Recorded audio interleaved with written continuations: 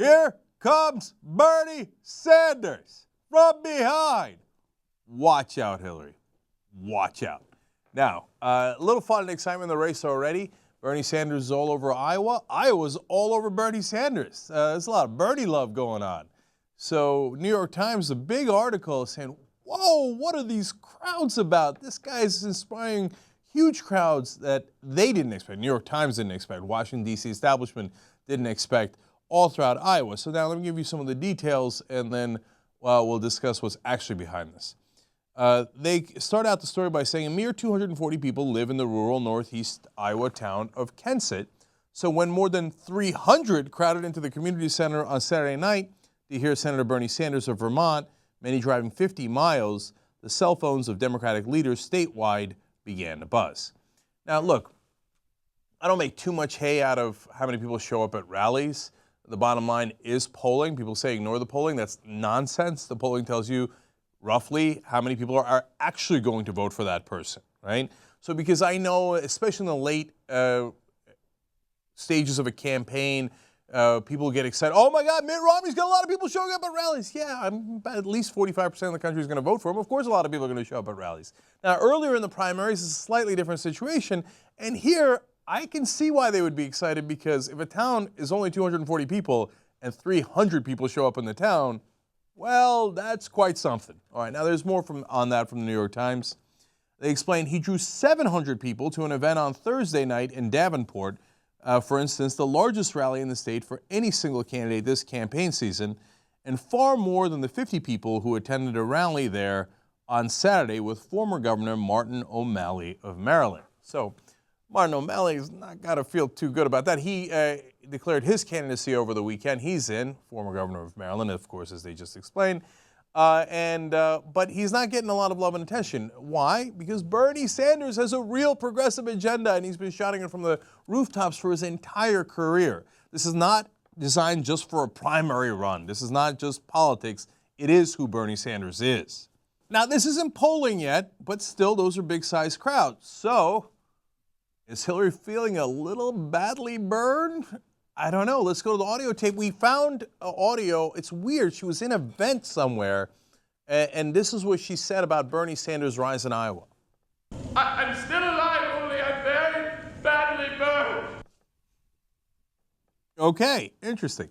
Now, more on Senator Sanders and his rise from the New York Times. They say some of Mr. Sanders' policy prescriptions, including far higher taxes on the wealthy and deep military spending cuts, may eventually persuade Democrats that he is unelectable in a general election. Isn't that so funny? That is the assumption of the New York Times writers. But wouldn't logic tell you the exact opposite? That all these folks are showing up because of that, not in spite of that? It's not like they were confused as to who's more liberal, Bernie Sanders or Martin O'Malley or Hillary Clinton. They know who's more liberal. That's why they're coming. Now, again, those 700 people, no matter which small Iowa town they're in, are not going to decide the election. Polling is relevant. Hillary Clinton is far ahead. And yes, Democratic voters even, do get skittish and nervous historically. So Howard Dean's doing, well, oh, I'm a little nervous. I'm going to go with John Kerry, milquetoast. Right? So that's happened. We know that. So it's not an unfair thing to bring up here. But the assumptions in the Washington reporters are interesting.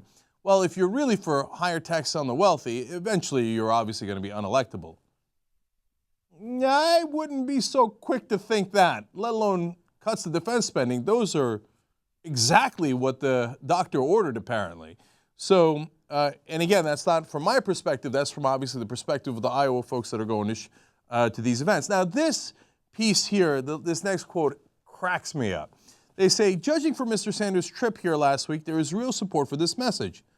Though some Democrats also simply want to send a warning shot to Mrs. Clinton to get her to visit here more. Okay, think about how silly this is. God, political reporting sometimes, the Washington crowd. Okay, here's what I mean by that.